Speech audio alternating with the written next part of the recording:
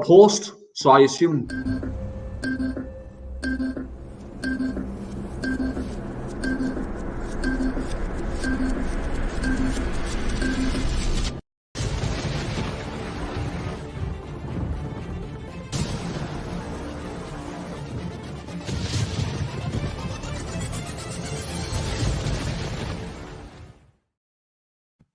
And good afternoon, everybody, and welcome to the Lunchbox Live here with myself, Chris Tibbsy, and the Ginger Wizard, Don Boyd.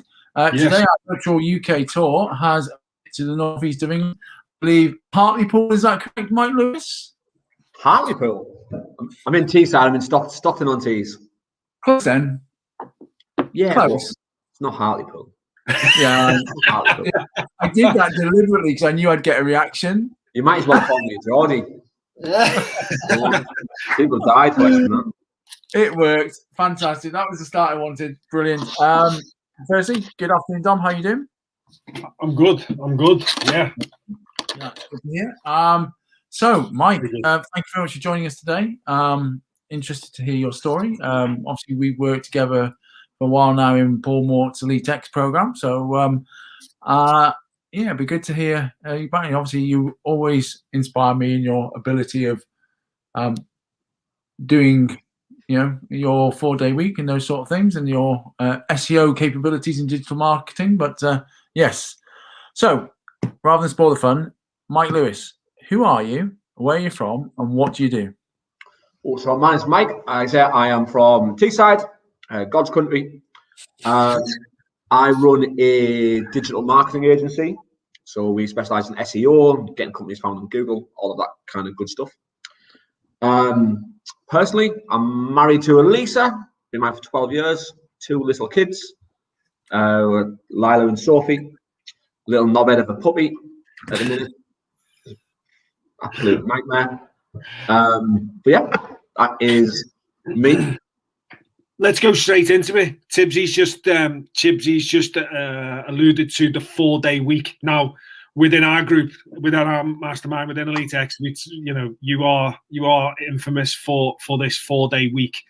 Is the 4-day week something you've always done? No, since starting my own business. Yeah. Here's the thing, right? As you two will know, maybe most other people know as well, I'm quite lazy. Always been quite lazy. Yeah. And I'm all right with that. Yeah. When I worked for other people, I think I spent so much time dicking around in the office.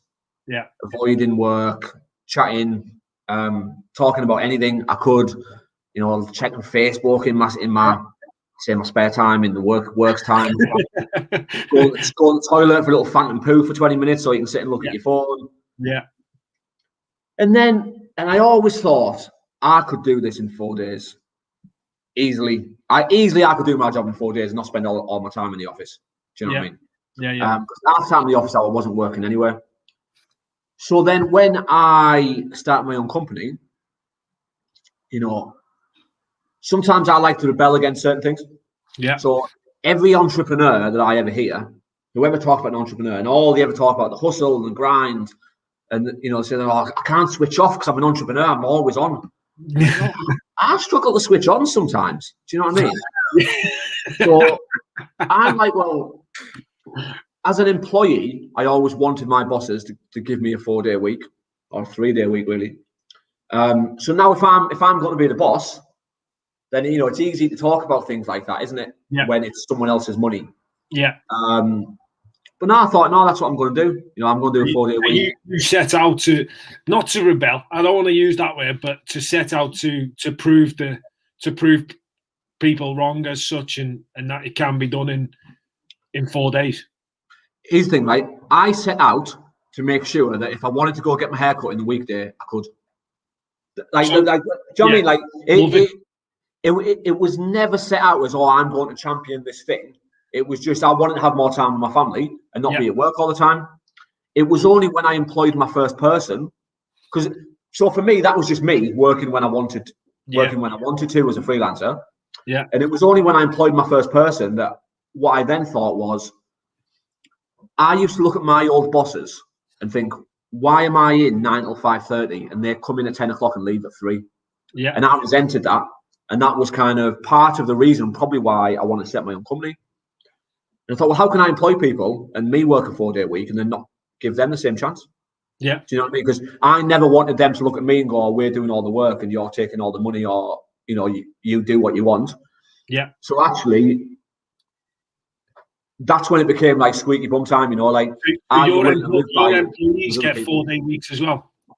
You get 4-day weeks on a full time. The salaries are worked out based on a 5-day week, but everyone gets a Wednesday off. Their holidays are worked out based on full time. No one gets penalised because I want to do a 4-day week. So they get the holidays they're entitled to full time, not on 4 days, on 5 days. They get the salary based on 5 days. Job, Mike? You want to say? Where do I apply for this job? You're staying right there. You can sit down. You can. I've got loads of questions here. So let's go back to the top.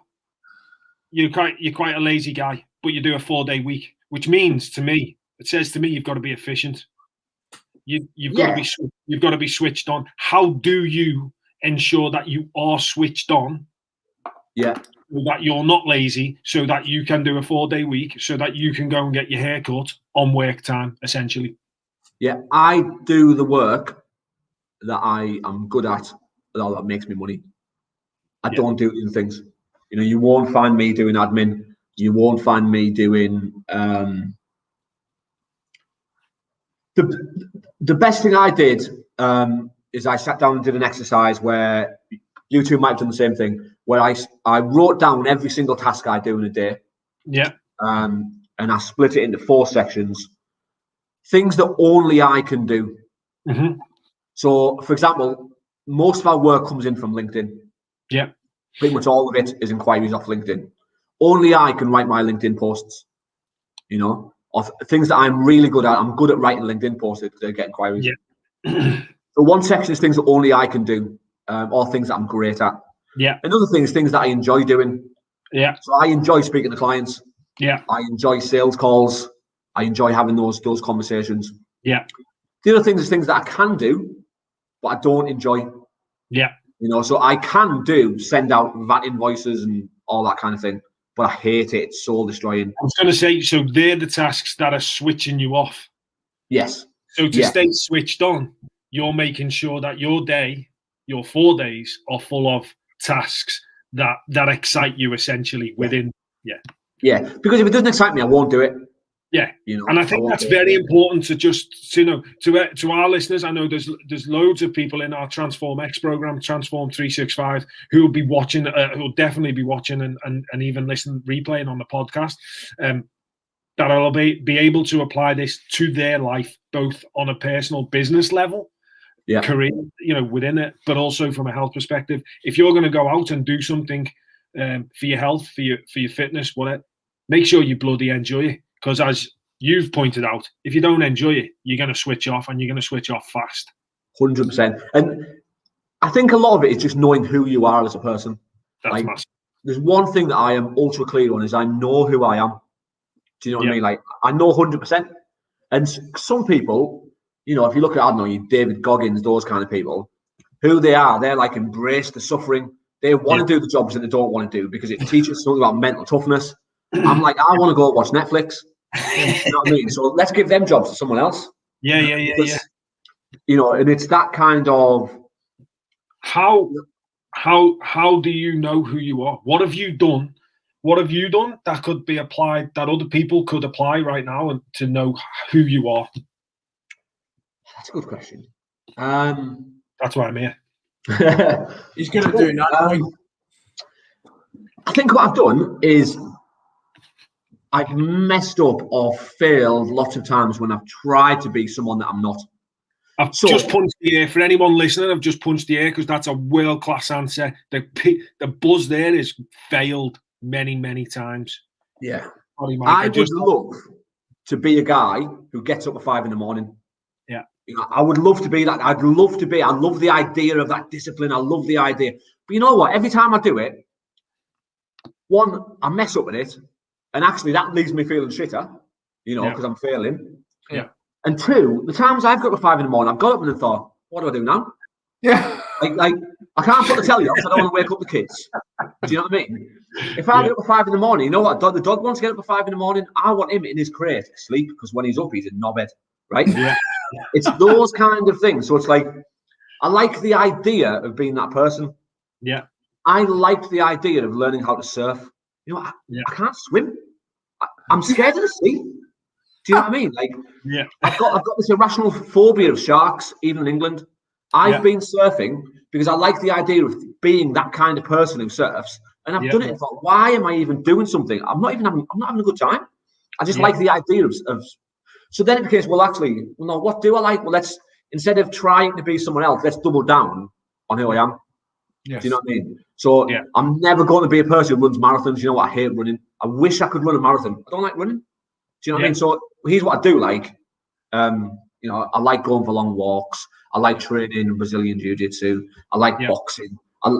So why even set a task of, you know, one of my, you know, your bucket list and all that, run the London Marathon. You write it down and you think, why? That's interesting, Mike. That's interesting you say about discipline, because obviously your Brazilian Jiu-Jitsu, that's something you love, isn't it? And you show up quite a lot for that. What belt have you got? I'm a blue belt. Yeah. So and that takes dedication and hard work to get one. Yeah, I mean, I've been training that 8 years. Yeah. But yeah, I should be a high belt, but I'm shit at that as well. But I love it. Yeah. And because I love it, you don't mind being bad at it. Yeah. Do you know what I mean? And it's and for me, so I apply those same principles that I apply in my personal life in my business. You know, I'd love to be a CEO who's involved in all these kind of things. Here's what I am. I'm a salesman who owns the company. Yeah. You know what I mean? So I'm going to focus on bringing in the sales and, you know, creating a strategy for the customers. But the day-to-day account management, the day-to-day content writing, the day-to-day all that kind of thing, there's people who are better than me at that. So I pay them to do it. I love that. So you know your place. You know your place within your personal life, and you know your place within your business. Like you just said, you're a salesman who owns the business. You know your place within the structure, and you're not trying to be anybody else. That's obviously taken a lot of reflection, and to some degree, I'm sure, acceptance. My question is how were you able to accept who you are and not want to strive to be something else? Again, that's a good question. How did I accept who I am? I started to like who I am. Yeah. It's easy to accept who you are if you like who you are, right? Yeah. So there's things that I have no doubts about whether I'm a good dad or not. I spend loads of time with my kids. We have the best relationship. There's no doubt in my heart. You know, did I do something right there? Did I do something wrong? Say, no, you know what? My kids are class, and I'm sure they think I'm a good dad. Yeah. I'm sure my wife thinks I'm a good husband. I hope.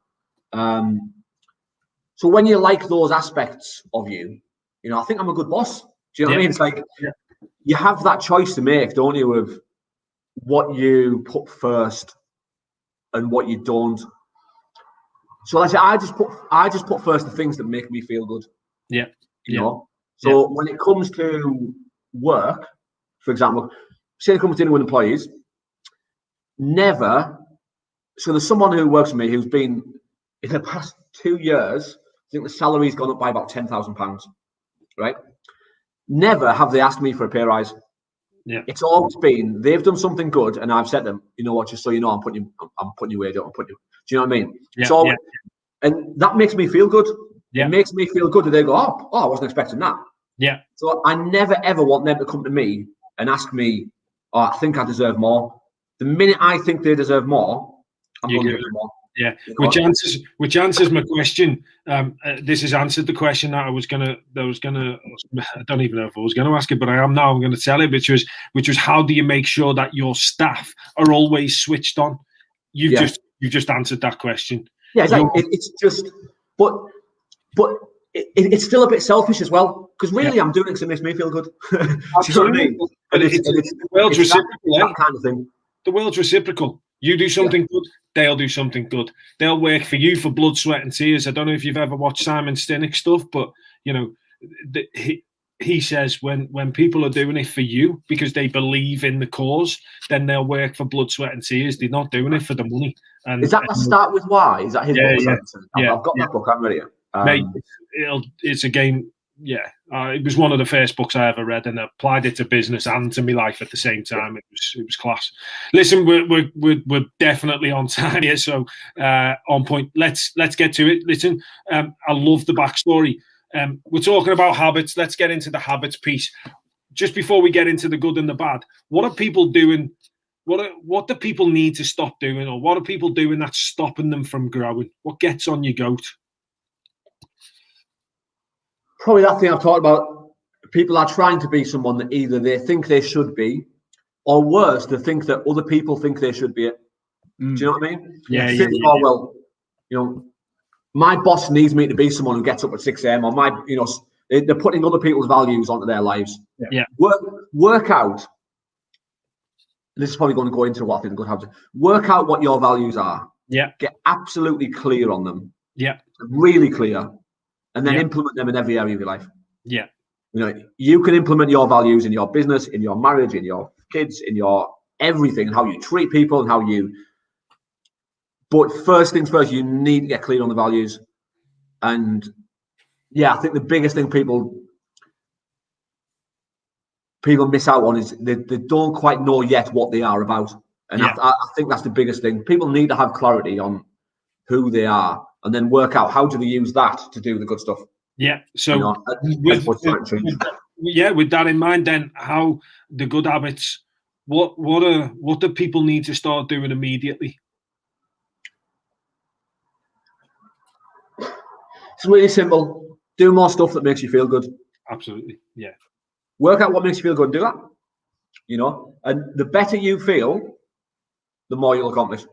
100%. Now, if the stuff that makes you feel good is smack, don't do that. Don't do that. That's not what I'm saying. Yeah. Right. But you know, if you like going for a walk, go for a walk every day. Yeah. If you like something with me, I fell in love with the beach. I used to hate the beach because I don't like the sea. Yeah. Later, I go for a walk on the beach about 4 times a week. Right. Just because there's something about it. It's good for my soul. It sounds really hippie. I don't mean there's something about looking at the sea. Yeah. It just makes me feel good. Weird. Yeah. 100%. But then you can hear a person who goes, "Oh, I love the beach. I haven't been there in ages." Or I love the beach. I'm gonna make time to go there. If you love it, do it. Go there every day. Why not? When we were talking previously, you'd mentioned that one of your good habits was to have some balls. Yes. What do you mean by that? Why is that a good habit? I think for me, the more risks I've took in life, the better it's worked out for me.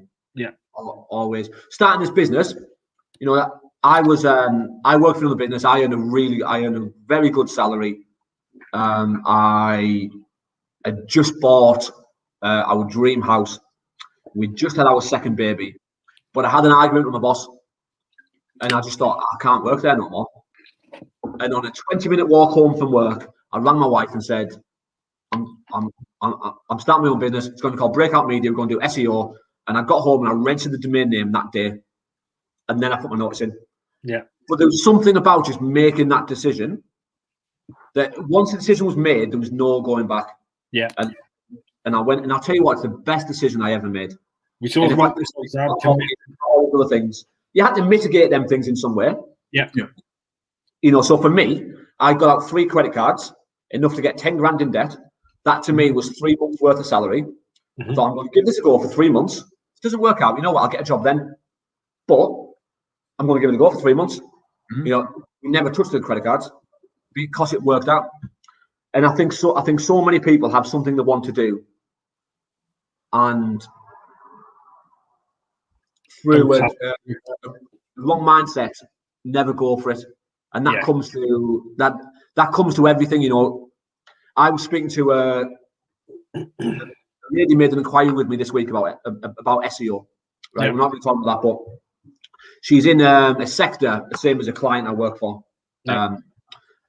And I said that client had gone from making £5,000 a month to £200,000 a month. And she said to me, well, what's the difference between him and me? Why is he doing it and why aren't I? And I said, well, I said to you, how much do you want to spend? And your answer was as little as possible. His answer was £2,000 a month. He invested £2,000 a month and his business went from £5,000 to 200 grand a month. Yeah. She said as little as possible and can't work out why he's doing it and she's not. Now, there's obviously financial things, and you can't, if people haven't got the money, they haven't got the money. But there's something about making a decision that I'm going to invest in, whether it be my business, be it my life.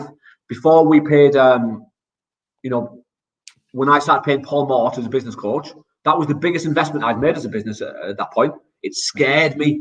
It really scared me to hand over. It was £10,000. Do you know what I mean? Yeah. But you know what else? It excited me.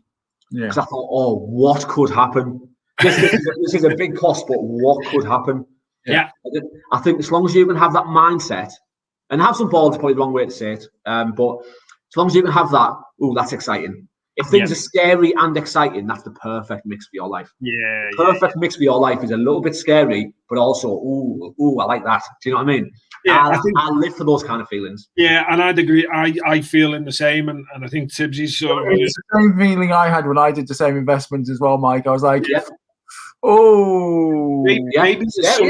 maybe there's something in the room. Maybe this is something in the room, and maybe it's something that's in our audience as well, in the Transform X program, in the 365 program, that maybe it is that we all know that if it's scary, it's the right fucking thing to do. Yes. It's scary, which means we don't take action, but actually in here, deep down, we know, because we're all emotional, and when you're emotional people, you think with a different part of your brain that thinks with rationale, and emotional people definitely mostly work off gut instinct, and they make best decisions based on gut. Yeah, and we all know that if it's fearful but in the gut it seems right, if you're not taking that fucking action, then ultimately you're holding back. Yeah. That's a great point. Listen, there's 3 bad habits. We're well over time, but you've loved talking and I've loved having you. The 3 bad habits, what do people need to stop immediately? Being inauthentic, trying to sound like someone else is the worst thing you can do. Be it personally or be it people see through bullshit, right? People see how I talk on this podcast is the same way I speak to customers, is the same way I speak to my... You will never... If you read my posts on LinkedIn, they will sound exactly like how I talk. Do you know what I mean? People get that and they understand that. Yeah. You know, so don't be that person who thinks, oh, well, you should sound like this. This is how professional people talk. This is how these people talk. No, talk like you. You know? Don't be afraid to call a knobhead a knobhead. Absolutely. What else? I forgot what else I put. We were talking about chasing the money, and you've already alluded to it, and the value. Don't chase the money. Live by your values, and the money will find you. Yes. The more you chase the money in life, the minute you take on a customer who actually probably can't afford it, or the minute you take on a customer it might not work for, but I want the money. Actually, the worse it's going to be. The more you live by your values, the money will find you always. Yeah, you know. My dickhead has arrived, Mike. What was that, sorry? My dickhead dog has arrived. Well, I think that's a good place. I think that's a great place to end it there. It's been class. I've really, really enjoyed it. And I am 100% certain that there are some great bombs in there for people to take away, be it for business or for be it their own life in trying to transform themselves. Certainly lessons that we talk about in Transform 365, in Transform X program. You've doubled down on them, so appreciate it, Mike. Sweet. Really great. Thank you very much, Mike, for your time. As I say, learned some new stuff as always. So these things are always good for both of us. Brilliant. So thank you very much, everybody, for watching and listening. If you do watch this on replay on Facebook, please put #replay for the algorithm. LinkedIn. Sorry? Or LinkedIn. Or #replay on LinkedIn. I'm not quite sure if it's the same on LinkedIn. I might find out one day. If anybody knows, please tell me, because I'll be interested to know. And yes, join us tomorrow morning for the morning's boost. And on Thursday for our Lunchbox Live, we are back in the Northeast again in South Shields with Luke John Harrison, I believe. Yes, we are. Yes, we are. Mike Lewis, thank you ever so much for your time today. It's been a pleasure. Everybody, we'll catch you next time. See you. Adios. Adios.